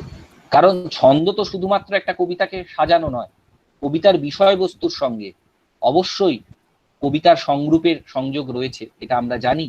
এবং সেই কারণে একটা কবিতার ছন্দ কবিতার ভাবের সঙ্গে অধিকাংশ সময় যায় বলেই জীবনানন্দের কবিতার ভাব আর জীবনানন্দের কবিতার ছন্দের সঙ্গে একটা আশ্চর্য মিল রয়েছে। বিনয়ের ক্ষেত্রেও তাই। বিনয়ের এই যে দ্বিস্তরী গমন, অর্থাৎ নিসর্গ প্রকৃতি থেকে নারী শরীর, নারী শরীর থেকে চলে যাচ্ছেন গণিত বিশ্বের দোরগোড়ায়, এই যে একটা বড় জার্নি, বড় যাত্রা, এই যাত্রার ভার যার হাতে তুলে দিতে হবে তাকে কিন্তু বেশ শক্তপোক্ত হতে হবে, ভার বহন করার ক্ষমতা থাকে। এবং আমরা জানি যে ভার বহন করার ক্ষমতা মিশ্রকলাবৃত্ত ছন্দেরই সবচেয়ে বেশি। সেই কারণে মিশ্রকলাবৃত্ত ছন্দকে তিনি আশ্রয় করছেন। এবং এই কারণে তার কবিতা, ওই প্রথম কাব্যগ্রন্থটিকে বাদ দিয়ে যদি বলি, নক্ষত্রের আলোকে বাদ দিয়ে বলি, তাহলে কিন্তু মিশ্রকলাবৃত্ত ছন্দে তার ওই বাল্মীকির কবিতা অবধি তার কবিতা দেখা যায়। এবং এখানে একটা খুব গুরুত্বপূর্ণ কথা, যে বিনয়ের ছন্দ ভাবনার ক্ষেত্রেও আমরা দেখি যে বিনয় পয়ার বলছেন মিশ্রকলাবৃত্তকে, অধিকাংশ কবিদের মতনই। যদিও আমরা জানি পয়ার কোনো ছন্দ রীতি নয়, ছন্দবন্ধ, কিন্তু পয়ার বলতে তিনি মিশ্রকলাবৃত্তকেই বোঝাচ্ছেন। তিনি পরিষ্কার বলছেন যে আমি পয়ারেই লিখেছি, এবং সেটা যে লিখেছেন সেটার প্রমাণ খুব একটা আশ্চর্য ঘটনা। বিনয়ের ছন্দ গণনা, আমরা প্রচলিত মতে যেভাবে ছন্দ হিসেব করি, বিনয় সেভাবে করছেন না। মাত্রা গণনার পদ্ধতি বিনয়ের আলাদা। বিনয়ের ঈশ্বরী স্বরচিত নিবন্ধ অন্যান্য এই প্রবন্ধ গ্রন্থটির মধ্যে বিনয় একটি অংশে বলছেন আমি কাকে মাত্রা বলি। বলছেন যে একটা শব্দের অক্ষরের ওপরে যে দাগ দেয়া থাকে সেটিকে আমি মাত্রা বলি। মানে লিখিত রূপে আমরা জানি যে কিছু শব্দে কিছু অক্ষরের ওপরে মাত্রা থাকে, কিছু অক্ষরের ওপরে থাকে না, সেটিকে মাত্রা বলছেন। এবং যার উপরে থাকছে তাকে মাত্রা ধরছেন, যার উপরে থাকছে না তাকে মাত্রা ধরছেন না। আমরা জানি যে ছন্দের ব্যাকরণগতভাবে এটা সম্পূর্ণ ভুল। প্রথম কথা, ছন্দটা কানের জিনিস, দেখার জিনিস নয়। আর দ্বিতীয় কথা, যে এভাবে মাত্রা গণনা করা যায় না, এই মাত্রা আর ছন্দের মাত্রা আলাদা। কিন্তু খুব আশ্চর্যজনক ভাবে এইভাবে একটা লোক ছন্দের মাত্রা গণনা করে গেলেন, কিন্তু তার কবিতার ছন্দে আমি নিজে কোনো ছন্দ গণনায় ভুল পাইনি। এটা খুবই আশ্চর্যের ঘটনা। পৃথিবীতে হয়তো এই ধরনের কিছু কিংবদন্তি থাকেন, তারা সত্যিকারেরই কিংবদন্তি, তাদের ব্যাপার স্যাপার আমাদের মতন সাধারণ মানুষ হয়তো বুঝতে পারবেন না। কিন্তু তিনি যেভাবে ছন্দ গণনা করেছেন, আমি একটা জিনিস বুঝতে পেরেছি, যে তিনি শব্দের ছন্দ মাত্রা বলছেন। কিন্তু আমরা জানি যে একটা শব্দের ওরকম ভাবে মাত্রা বলা যায় না। একটা শব্দের মধ্যে কটা দল আছে, কটার ঊর্ধ্বদল কটা মুক্তদল, সেটার গণনা করা যায়। কিন্তু কত মাত্রার শব্দ সেটা ওরকম ভাবে বলা যায় না। সেটা তিনটে রীতিতে তিন রকম হবে। যেমন রবীন্দ্রনাথ শব্দটিতে আমরা যদি তিনটে রীতিতে গণনা করি, মিশ্র বৃত্ত, সরল বৃত্ত, সরল কলাবৃত্ত এবং দলবৃত্তে, তাহলে তিন রকমের মাত্রা গণনা বেরোবে। কিন্তু বিনয় শব্দের যে মাত্রা হিসেব করছে সেটা কিন্তু খুব স্পেসিফিক্যালি মিশ্র কলাবৃত্তের ক্ষেত্রেই প্রযোজ্য। ফলত আমরা বুঝতেই পারছি যে বিনয়ের যা লেখা সেগুলি মিশ্র কলাবৃত্তে ছন্দেই প্রযোজ্য হবে। এবার দেখুন, জীবনানন্দের ছন্দের সঙ্গে বিনয়ের ছন্দের আমি বলছিলাম যে আমি আজকে ছন্দ নিয়ে বিশদে আলোচনা করছি না, যদি প্রশ্নে উঠে আসে কিছু আমি বিশদে আলোচনায় যাব। আমি শুধু এটুকু বলছি যে 28 বা 30 মাত্রার পংক্তি, দীর্ঘ চলন, মিশ্রবৃত্তের দীর্ঘ চলন, মহাপয়ারের দীর্ঘ চলন, মহাপয়ার আমরা জানি 10+8 মাত্রার দ্বিপদী চলন, সেটাকে আমরা যদি আরেকটু বাড়াই আমরা মুক্তকে চলে যাব। জীবনানন্দের ক্ষেত্রে আমরা বারবার দেখেছি এই মিশ্রবৃত্তের দীর্ঘ চলন, বিনয়ের ক্ষেত্রেও আমরা দেখছি এই মিশ্রবৃত্তের দীর্ঘ চলন। আমরা ফিরে এসো চাকা থেকে তো প্রচুর উদাহরণ দেখতে পাই, আবার আমরা অঘ্রাণের অনুভূতি মালার মধ্যেও প্রচুর দেখতে পাই। আমরা একটি দুটি উদাহরণ শুধু নিচ্ছি। খুব বিখ্যাত লাইন, তবু কেন যে আজও হায় হাসি হায় দেবদারু, মানুষ নিকটে গেলে প্রকৃত সারস উড়ে যায়। 18 মাত্রার মহাপয়ারের বন্ধন পাচ্ছি, আবার 26 মাত্রায় পাচ্ছি বর্ণাবলেপনগুলি কাছে গেলে অতি স্থূল অর্থহীন বলে মনে হয়, অথচ আলেখ্য শ্রেণী কিছুটা দূরত্ব হেতু মনোলোভা হয়ে ফুটে ওঠে। এক্ষেত্রে আমরা 26 মাত্রার পংক্তি পাচ্ছি, 26 মাত্রার চলন, অথবা 26 মাত্রা বা এবং 22 মাত্রা। কিছুকাল আগে প্রাণে ধাতুখণ্ডে সুনির্মল জ্যোৎস্না পড়েছিল, আলোক সম্পাদ হেতু বিদ্যুৎ সঞ্চার হয়, বিশেষ ধাতুতে হয়ে থাকে। এখানে প্রথম পংক্তিতে পাচ্ছি 22, দ্বিতীয়টিতে 26। অর্থাৎ এই যে অসম মাত্রার পংক্তি, এটিও জীবনানন্দের ছন্দের বৈশিষ্ট্য, মিশ্র কলাবৃত্তের বৈশিষ্ট্য। এবং বিনয়ের 30 মাত্রার পংক্তি পাচ্ছি আমরা, না নেড়ে ডানা নেড়ে তোমারই কোলের ঊর্ধ্বে উপরে আকাশে একা উড়ে নিতে হয়। 30 মাত্রার পংক্তি পাচ্ছি, আমার কাছে তুমি গোপন করো না আমি, খতিয়ে খতিয়ে সব অনেক দেখেছি। এইভাবে আমরা বিনয়ের কবিতার মধ্যে জীবনানন্দের ছন্দের মূলত দুটো দিকের প্রতিগ্রহণ দেখতে পাচ্ছি। একটা হলো দীর্ঘ চলন, আরেকটা হলো অসম মাত্রার পর্ব। এবার এই জীবনানন্দ এবং বিনয়ের মিশ্র কলাবৃত্তের এই যে দীর্ঘ চলন, এই দীর্ঘ চলনটিকে আমরা কিভাবে ব্যাখ্যা করব? আমি ওই যে দ্বিস্তরী যাত্রার কথা বললাম, কবিতার ভাবের সঙ্গে যদি এটিকে মেলাই, তাহলে দেখব যে একটা মিশ্র কলাবৃত্তের পংক্তি যদি খুব দীর্ঘ হয় তাহলে তার চলন স্বাভাবিকভাবেই ধীর হয়ে যাবে। এবং এখানে যদি আমরা অমূল্যধনকে টেনে আনি তাহলে ওই যে অক্ষর বৃত্তের যে তান প্রবণতা, সেই তান প্রবণতাটা কিন্তু জীবনানন্দকে যেরকম ভাবে আকৃষ্ট করেছে, বিনয়ের কবিতাকেও সেইভাবে ঋদ্ধ করছে। এবং সেই কারণে আমরা দেখছি যে একই সাথে অলস বৃত্ত হয়ে যাচ্ছে, অক্ষর বৃত্ত মিশ্র বৃত্ত যেন কোনোভাবে অলস বৃত্ত বিরহ বৃত্তে পরিণত হয়েছে। এবং এর চলনটা যেহেতু খুব ধীর হয়ে যাচ্ছে, এর চলনটা অত্যন্ত ধীর হয়ে যাচ্ছে, সেই কারণে আমরা দেখছি যে এই দুই কবির কবিতার মধ্যে একটা মৃদুমন্দ ভাব আসছে, যেটা তার কবিতার ভাবের সঙ্গে যায়। অর্থাৎ খুব দ্রুত গতির, আপনারা ভাবুন না, যদি খুব দ্রুত গতির একটা ছন্দে, ধরুন দলবৃত্তে সত্যেন দত্তের মতো দলবৃত্ত ছন্দে ফিরে এসো চাকার কবিতাগুলো লেখা হলো, বা অঘ্রাণের অনুভূতিমালার কবিতাগুলো লেখা হলো, তাহলে কবিতা কি সেইভাবে পাঠকের কাছে পৌঁছতো? একদমই না। এবং আমরা একটা বিষয় দেখতে পাই, যেটা আমরা শঙ্খ ঘোষের ছন্দের বারান্দা থেকে একটা উদ্ধৃতির মাধ্যমে সহজে বুঝতে পারি।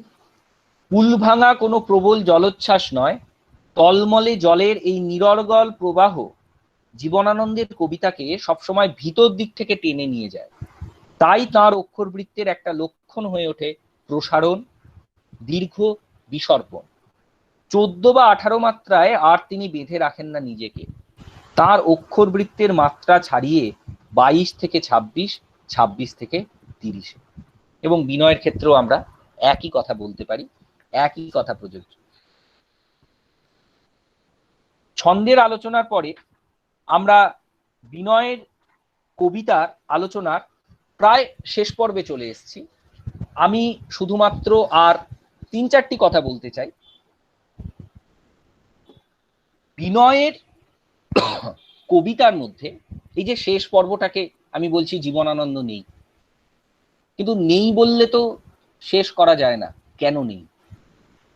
বিনয়ের কবিতার মধ্যে গণিতের যে ভূমিকা সেটা নিয়ে বিশদে আলোচনার পরিসর আজকে নেই, যেহেতু আমরা শুধু জীবনানন্দের প্রতিগ্রহণ নিয়ে দেখছি। তবু আমরা যদি একটু ব্যাখ্যা করার চেষ্টা করি, কিছুটা আমাদের আলোচনার মধ্যে এসছে যে বিনয়ের একটা বিমূর্ততায় পৌঁছতে চাইছে, তার মধ্যে একটা অনিকেত শিকড়হীন মনোবৃত্তি রয়ে যাচ্ছে। সেই কারণে বিনয় গণিতকে আশ্রয় করছেন তার কবিতার মধ্যে। এবং আমরা যে ইউক্লিডীয় যে জ্যামিতির, আমরা সবাই ছোটবেলায় যে জ্যামিতির উপপাদ্য করেছি, আমরা জানি একটা স্বীকার্য, একটা কিছু ধরে নিলাম, সেই ধরে নেওয়া থেকে এগিয়ে প্রামাণ্য কি প্রমাণ করতে হবে, তারপরে আমরা সেটাকে প্রমাণ করলাম। এই বিষয়গুলো বিনয়ের কবিতার মধ্যে উঠে আসছে, সেই ফিরে এসো চাকা থেকেই উঠে আসছে। ফিরে এসো চাকা থেকেই এই স্বীকার্য প্রামাণ্যের এই যে ধাপগুলো, এটা উঠে আসছে। আবার ইন্ডাকশন তত্ত্ব কিন্তু উঠে আসছে। অর্থাৎ আমরা যদি আরোহী এবং অবরোহী দুইভাবেই ভাবি, যে বিশেষ থেকে সাধারণে পৌঁছালাম, 1 নম্বর উদাহরণের জন্য এটা সত্য, 2 নম্বর উদাহরণের জন্য সত্য, 3 নম্বর উদাহরণের জন্য সত্য, 100 নম্বর উদাহরণের জন্য সত্য, অতএব এটি সবার জন্য সত্য। এইভাবে একটা জেনারেল করে দিলাম, সাধারণ করে দিলাম, বিশেষ থেকে সাধারণ, আবার সাধারণ একটা জায়গা থেকে বিশেষে পৌঁছালাম। এইভাবে যে যাত্রাপথ, এটাও বিনয়ের কবিতায় আমরা দেখতে পাই। কিন্তু বিনয় শেষমেশ সবকিছু বর্জন করে, এই যে দীর্ঘ পংক্তি, দীর্ঘ উপমা, এইটাকে বর্জন করে কেন শেষমেশ যে কবিতাগুলো লিখছেন, আমাদের বাগানে থেকে আমি এই সবাই, যদিও হাসপাতালে লেখা কবিতা গুচ্ছের মধ্যে বেশ কিছু কবিতা অন্যরকম রয়েছে, সেগুলিকে যদি ব্যতিক্রম হিসাবে বাদ রাখি, তাহলে মূল যে সুরটা, যে আজকে বিকেলবেলা বিশ্বের একটি কবি আমার বাড়িতে এসেছিল, এটার মধ্যে কিন্তু কোনো ব্যঞ্জনা নেই, কোনো উপমা নেই, কোনো কবিত্ব নেই, একদম যা দেখছেন তাই বলছেন। কেন? আবার ওই যদি দ্বিস্তরী যাত্রার দিকটা বুঝি, যে তার মূল লক্ষ্য কিন্তু নিসর্গ প্রকৃতি থেকে গণিতে পৌঁছানো। এই দ্বিস্তরী যাত্রার ধাপটার থেকে মাঝখানের যে ধাপ, অর্থাৎ সঙ্গম এবং মিলন, সেই মিলনোন্মুখিতা যদি তার সময়ের সঙ্গে সঙ্গে কমে যায় বলে আমি ধরে নিই, তাহলে মাঝের ধাপটাকে আমি সরিয়ে নিলাম, সরাসরি নিসর্গ থেকে বিমুক্ত। এবং শেষ দিকের কাব্যগ্রন্থগুলিতে তো বিনয় বারবার বলছেন যে গণিত বিশ্বের প্রাণ রয়েছে, তাহলে নিসর্গ থেকে গণিত বিশ্বে যেতে কোনো অসুবিধা নেই। এবং আত্মচরিতে উনি বলছেন যে উদ্ভিদ, জড় এবং মানুষের জীবনে সাধারণ সূত্র রয়েছে, ফলে তিনি অনায়াসে নিসর্গ থেকে চলে যাচ্ছেন বিমূর্ততায়। সেই জন্য যা দেখছেন তাই বর্ণনা দিচ্ছেন। বিনয় বিভিন্ন আলাপচারিতায় এমন কথাও বলছে যে বাইরের পৃথিবী খুব ভয়ঙ্কর, সেই জন্য তিনি খাট থেকে নামেন না, এবং তিনি খাটে বসে বসেই কবিতাগুলিকে ভাসিয়ে দেন। কবিতাগুলি হাওয়ায় ভাসতে ভাসতে চলে যায় ডায়মন্ড হারবার, কলকাতা, বিভিন্ন জায়গায়, এবং সেগুলি মানুষের কাছে পৌঁছয়। এই যে ভাবনাগুলো, এই ভাবনা কোথাও গিয়ে একটা বিমূর্ততার হাতছানি দেয়।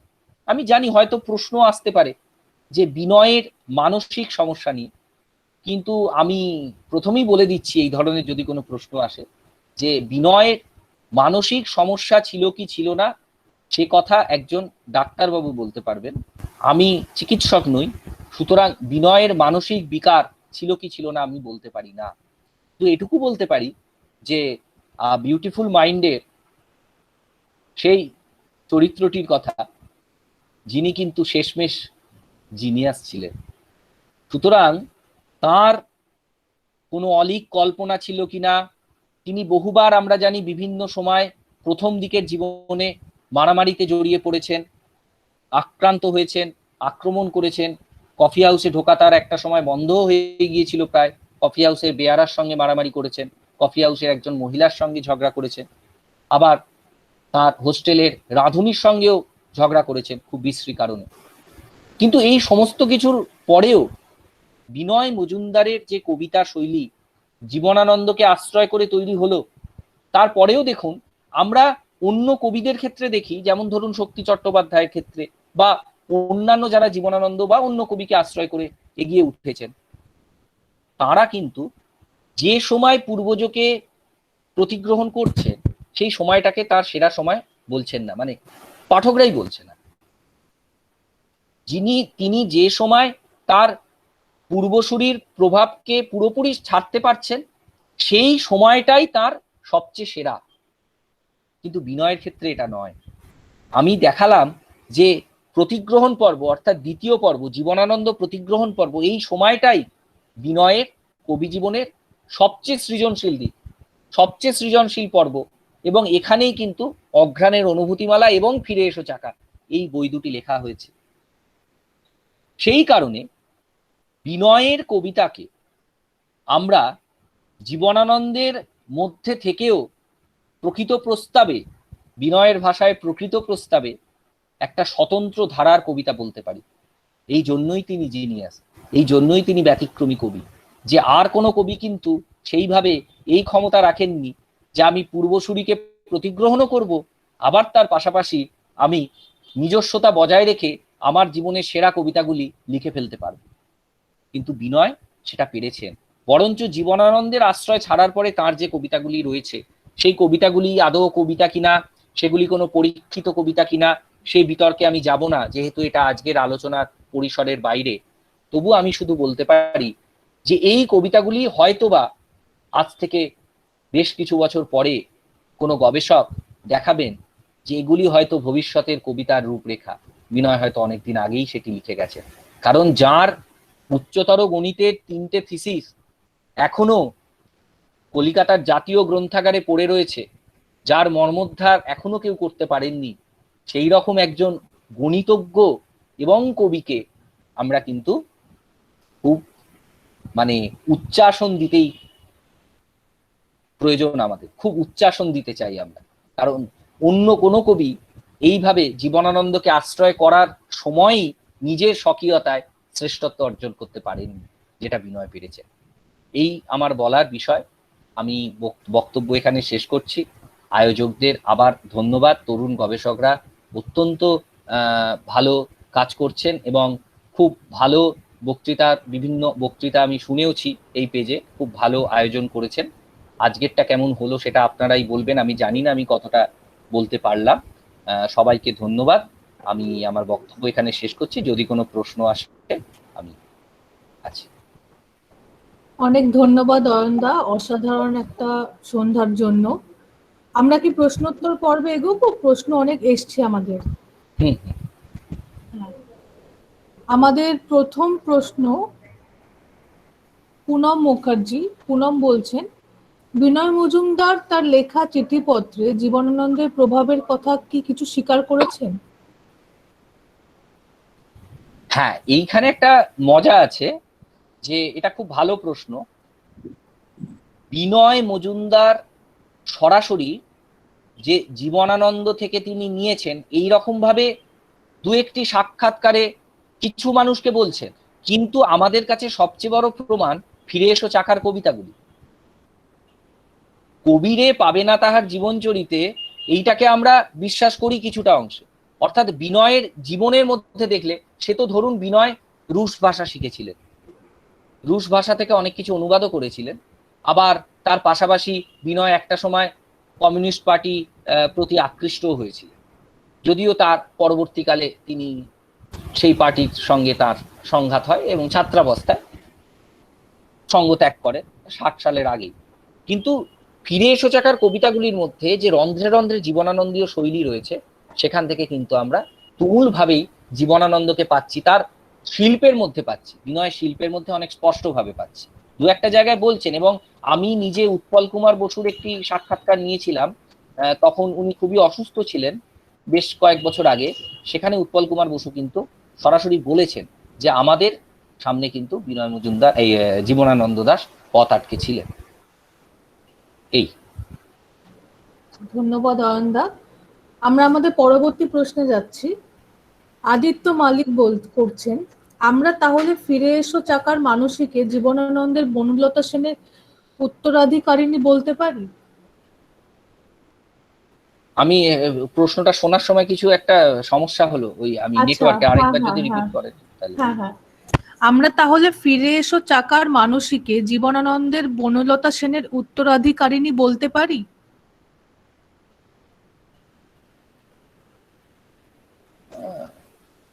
আমার ব্যক্তিগতভাবে মনে হয় এইভাবে তুলনা না টানাই ভালো। কারণ আহ, বনলতা সেনের উত্তরসূরি বলতে পারি না সেই অর্থে। কারণ বনলতা সেন কবিতার মধ্যে যদি যান, তাহলে দেখবেন ওই দুদণ্ড শান্তি দিয়েছিল, এটা খুব গুরুত্ব পাচ্ছে। এখানে কিন্তু ফিরে এসো চাকার মধ্যে এই বিষয়টা অতটা গুরুত্ব নেই। হ্যাঁ আছে, কিন্তু সেখানে কবির দিক থেকে রয়েছে যা কিছু, মানে উভয়ের সম্মতিতে প্রেম চলেছে, এই রকম কিছু আমরা পাচ্ছি না। সব সময় কিন্তু পাচ্ছি যে একবার উড়ে আবার ডুবে গেল। এই যে উড়ে গেল এর মানে কিন্তু যে তার সাথে যে তুমুল যোগাযোগ কবিতার যে উত্তম পুরুষ কথক তার সঙ্গে, সেই মানসিক, সেটা কিন্তু সেইভাবে নয়। সুতরাং আমরা এইভাবে বলতে পারি না। আমার মনে হয় যে এইভাবে দুজনকে আলাদা করে রাখাই ভালো। এরপরে আমাদের ঠিক প্রশ্ন নয়, নীলাঞ্জন মিশ্র একটি বক্তব্য রেখেছেন, খুব ভালো লাগলো শুনতে। বিনয় তো পাঠ্যক্রমে তেমন নেই, কিন্তু আলোচনাটা প্রয়োজন। গণিত নিয়ে এরকম লেখা, তাও কবিতা। তারপরে ধন্যবাদ নীলাঞ্জন। হ্যাঁ, মানে এই ক্ষেত্রে আমি জিজ্ঞেস করছি, মানে আমরা সেভাবে কেন পড়ি না বিনয়কে পাঠ্যক্রমে, বা সেভাবে টেক্সট বিনয়, বুকে বা সিলেবাসে সেভাবে পাই না কেন? এটা তো মানে উচ্চতর আসনে যারা বসে আছেন তারা দেখবেন ব্যাপারটা। আমি এখনো অবধি কোনো জায়গা, কোনো শিক্ষা প্রতিষ্ঠানে সিলেবাসের সঙ্গে যুক্ত নই। যুক্ত থাকার সৌভাগ্য হলে আমি অবশ্যই বিনয়কে রাখবো। আচ্ছা অয়নদা, আমি একটা কথা একটু জিজ্ঞেস করতে চাইছিলাম। পুনম একটা প্রশ্ন রেখেছিল, বিনয় মজুমদার তার লেখা চিঠিপত্রে জীবনানন্দের প্রভাবের কথা কিছু স্বীকার করেছেন কিনা।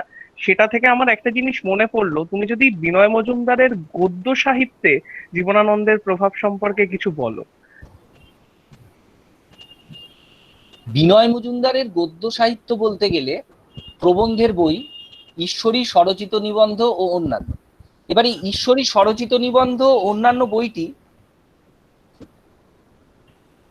আমার কাছেই আছে বইটি। এই বইটির ক্ষেত্রে আমি একটা জিনিস বলতে পারি যে এখানে বেশ কিছু ছন্দ নিয়ে আলোচনা, জীবনানন্দের কবিতার আলোচনা রয়েছে, জীবনানন্দের কবিতাকে কিভাবে বিশ্লেষণ করছে সেই আলোচনা রয়েছে। এবং আমার মনে হয় জীবনানন্দ নিয়ে বিনয়ের যা বলার, সেটা ওই ধূসর জীবনানন্দ কবিতাতে যা বলার বলে দিয়েছে।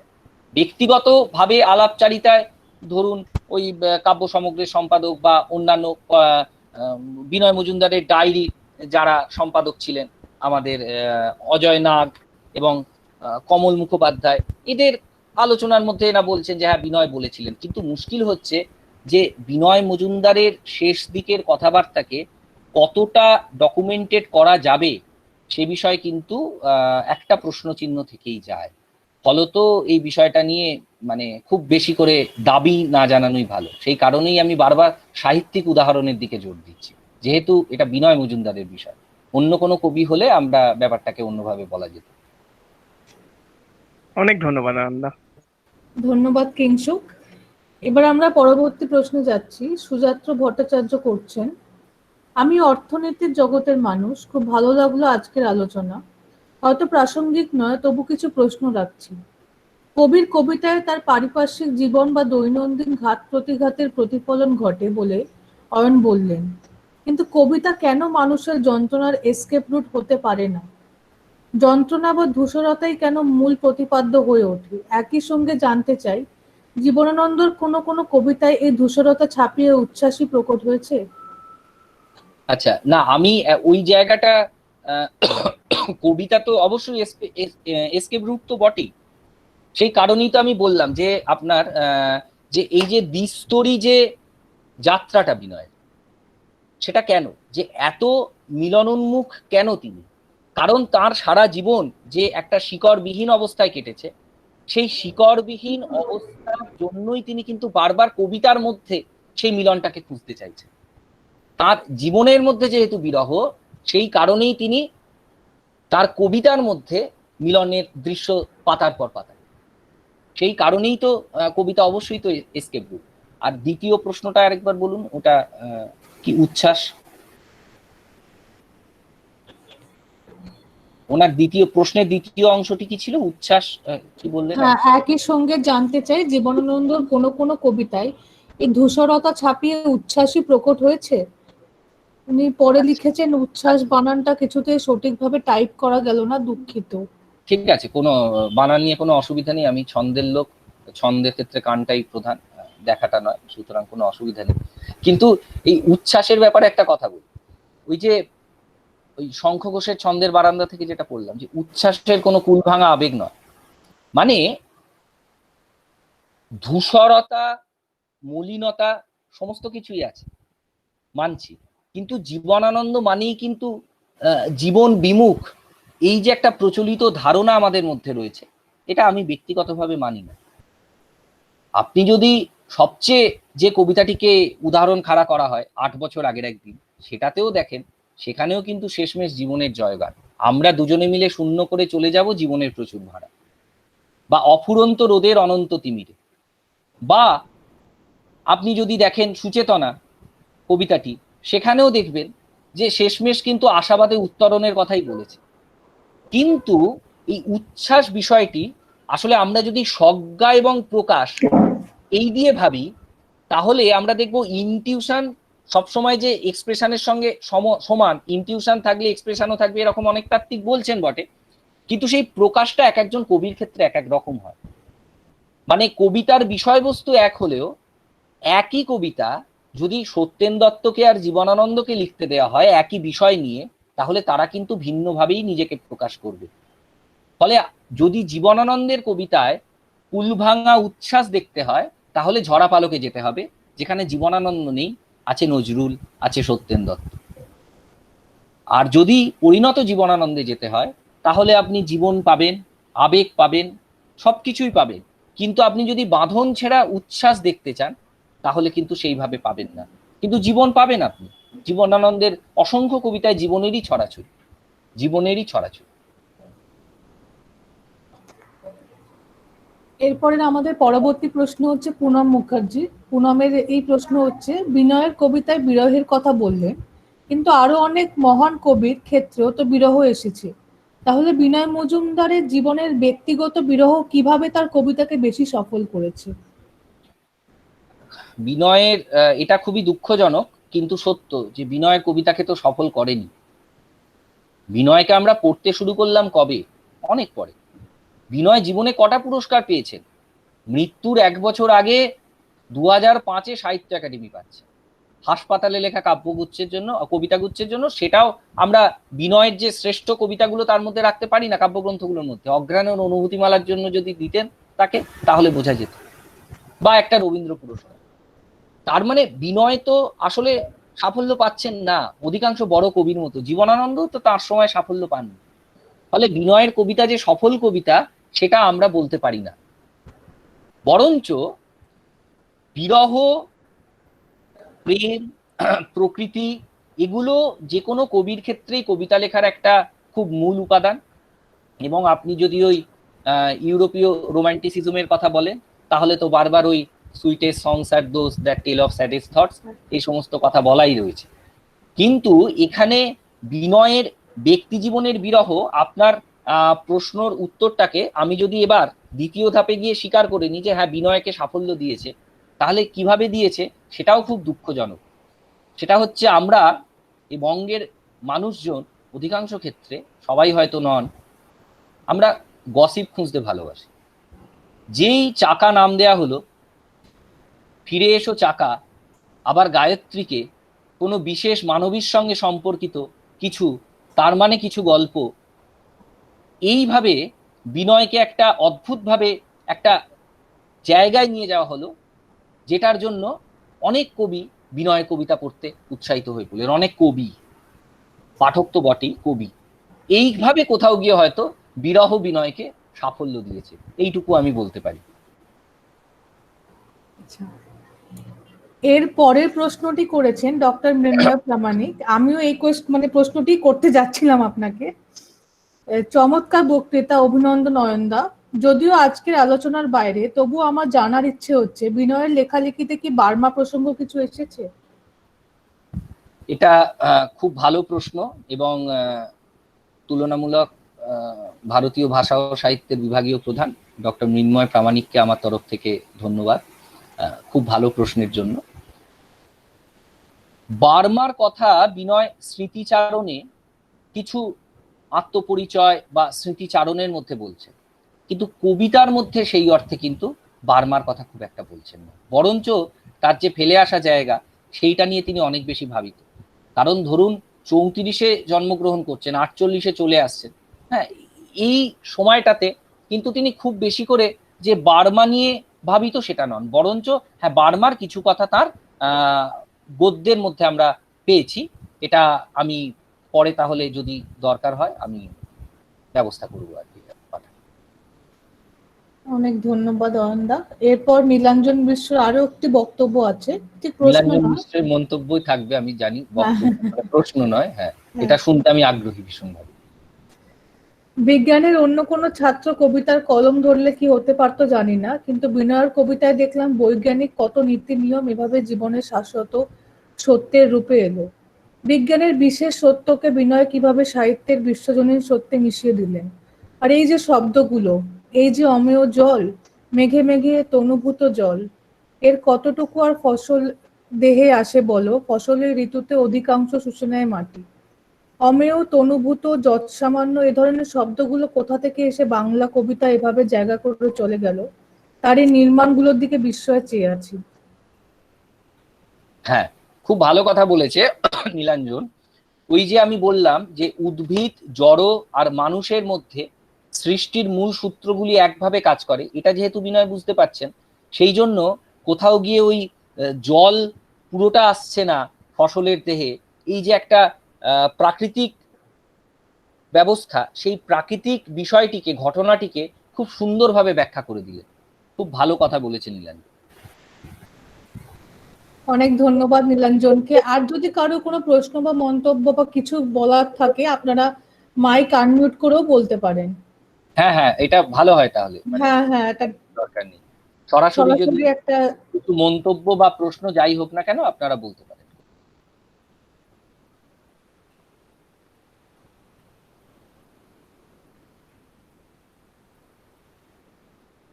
ডক্টর মৃন্ময় প্রামাণিক আছেন, ডক্টর সোমা মুখার্জি আছেন, যদি সোমাদি বা মৃন্ময় দ্বারাও কিছু বলার থাকে।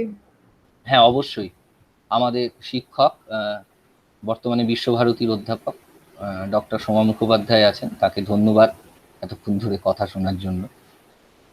বাকি যারা উপস্থিত আছেন, আমি সবাইকে চিনতে পারছি না, কিছু জনকে চিনতে পারছি, সবাইকেই ধন্যবাদ এতক্ষণ ধরে শোনার জন্য। আর যদি কোনো প্রশ্ন থাকে বা মন্তব্য থাকে তাহলে দয়া করে বলুন, তাহলে আমরা এগোবো।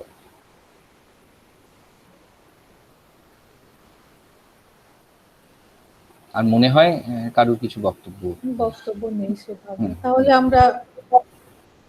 আমি সুমনকে বলবো, Suman formal vote of thanks দিয়ে সেশন কনক্লুড করার জন্য। সুমন, তুমি শুরু করতে পারো। ধন্যবাদ আরাত্রিকাদি। আমি আবারও একবার প্রতিম কি কিছু, হ্যাঁ 1 মিনিট সুমন, ইন্টারাপ্ট করলাম। প্রতিম কিছু বলছে কি? মাইক কিছু একটা আওয়াজ আসছে ওখান থেকে। না না, ঠিক আছে। আচ্ছা আচ্ছা, ঠিক আছে প্রতিম, ঠিক আছে সুমন, তুমি বলতে পারো।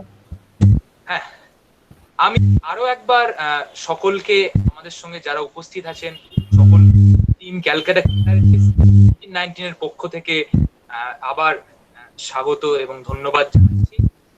আমাদের সঙ্গে